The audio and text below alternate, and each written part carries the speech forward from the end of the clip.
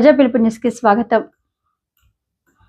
వికారాబాద్ జిల్లా నవాపేట మండలం చంచల్పేట గ్రామంలోని జిల్లా పరిషత్ ఉన్నత పాఠశాల ఆవరణలో నిర్వహించిన వన మహోత్సవ కార్యక్రమంలో జిల్లా కలెక్టర్ ప్రతీక్ జైన్ పాల్గొని చేవెళ్ల ఎమ్మెల్యే కాళ యాదయ్యతో కలిసి మొక్కలు నాటారు. అనంతరం ఆజ్ఞాపూర్ అత్తాపూర్ గ్రామ పంచాయతీ పరిధిలో ఇందిరమ్మ ఇళ్ల నిర్మాణ పనులను పరిశీలించారు.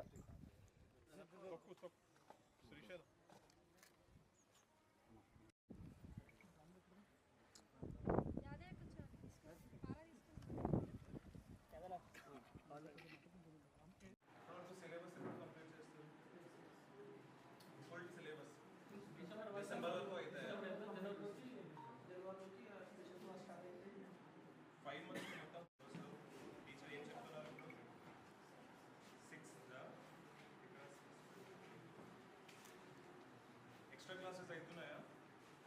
ఈవినింగ్ ఎప్పటి వరకు చెప్తున్నారు?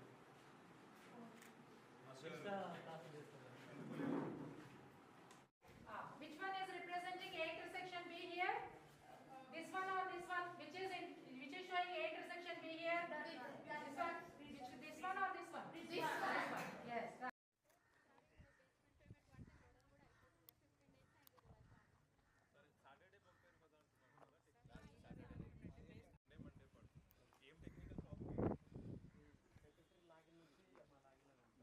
చెక్కులు వచ్చిన వాళ్ళు ఎవరంటే రండి.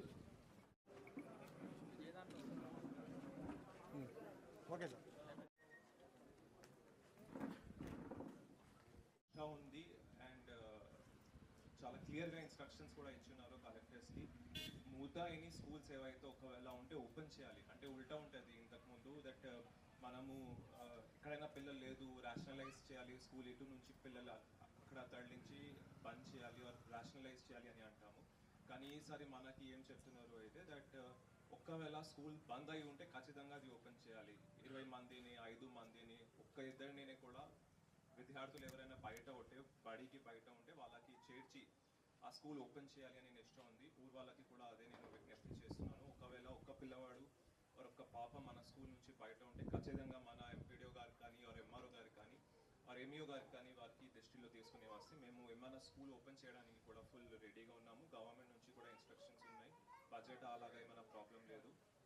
టెంపరీ స్కూల్స్ పెట్టుకోవడానికి కూడా మనకి ఇన్స్ట్రక్షన్స్ ఉన్నాయి. ఖచ్చితంగా మీరు అందరూ సహకరిస్తారు. నాకు అవకాశం ఇచ్చిన ఈరోజు పిలిచిన నాకు చాలా ధన్యవాదాలు. మీరు అది ముందుగా తీసుకొని పోతూనే ఉన్నాము. ఇందిరాఎంఎల్ కూడా చాలా చక్కగా నడుస్తుంది. So poorest of the poorest మనకి కూడా గవర్నమెంట్ నుంచి ఏం వచ్చింది, సొసైటీలో మన సమాజంలో ఎవరైనా నిరుపేదలు ఎవరైనా ఉంటే వారికి ఫస్ట్ ప్రయారిటీలో ఫస్ట్ ఫేజ్లో అంటే ఫేజ్ వారీగా వస్తూ ఉంటాయి. ప్రతి ఇయర్కి 3500 ఇల్లు. సో ఫస్ట్ ఫేజ్లో అయితే నిరుపేదలు ఎవరు ఉన్నారో మన దగ్గర వాళ్ళ దగ్గర ఎవరి దగ్గర స్థానం ఉంది, ఇల్లు స్థలాలు ఉన్నాయి వారికి ఇవ్వడం జరిగింది. అది కూడా ఇందిరమ్మల్లు కమిటీ ద్వారా ఇవ్వడం జరిగింది.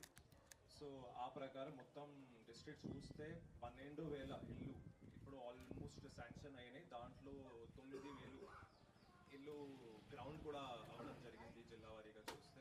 సో మెల్లమెల్లగా వారికి తీసుకుని పోతున్నారు. కానీ ఇప్పుడు ఈ మధ్యలో వర్షం కొద్దిగా ముందు వచ్చింది ఈసారి మన దగ్గర 20 రోజులు 15-20 రోజులు ముందు వచ్చింది కాబట్టి గ్రౌండింగ్ అప్పుడు కొంతమంది ఎవరు ఇల్లు తీసి కట్టాలి అయితే అవి స్లోగా నడుస్తున్నాయి, రిమైనింగ్ బాగానే నడుస్తున్నాయి.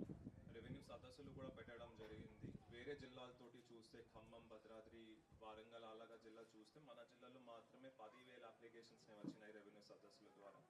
అవి రెగ్యులర్గా మీ సేవ ఇంతకుముందు ఉన్నవి భూభారతి, ధర్ని అనండి అవి అప్లికేషన్స్తో పాటు ఇవి ఇంకా 10,000 ఉన్నాయి. సో అది కూడా మెల్లమెల్లగా ప్రతి week almost 500 to 1000 application dispose చేస్తూ పోతున్నాము మనము. ఇంకా ఎవరికి సమస్యలు ఉంటే కూడా రెవెన్యూ సదస్సులలో కొంతమంది ఇవ్వలేకపోయారు. మేమే అయితే వచ్చాము, ప్రతి ఊరికి రావడం జరిగింది. రెవెన్యూ విలేజ్లో ప్రత్యేకమైన రెవెన్యూ సదస్సులు ఏర్పాటు చేయడం జరిగింది.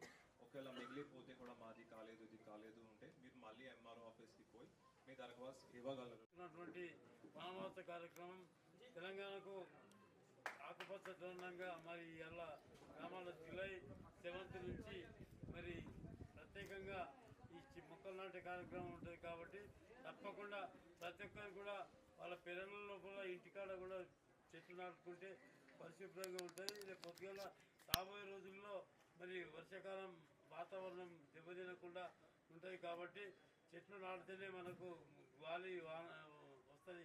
కాబట్టి తప్పకుండా మేము అందరూ కూడా ప్రతి ఒక్కరు కూడా ఇంటికి ప్రతి మనిషి 2 చెట్లు నాటాలని కోరుకుంటూ మరి ముఖ్యంగా